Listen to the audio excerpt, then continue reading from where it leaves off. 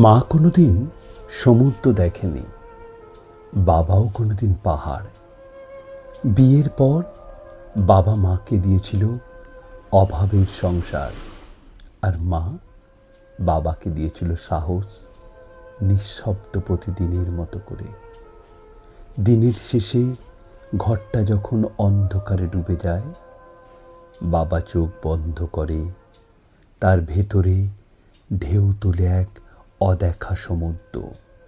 মা চুপচাপ বসে তা দেখে, আর মা নিজেই যেন এক পাহাড়, স্থির, নির্ভীক, সবটুকু সহ্য করে দাঁড়িয়ে থাকে।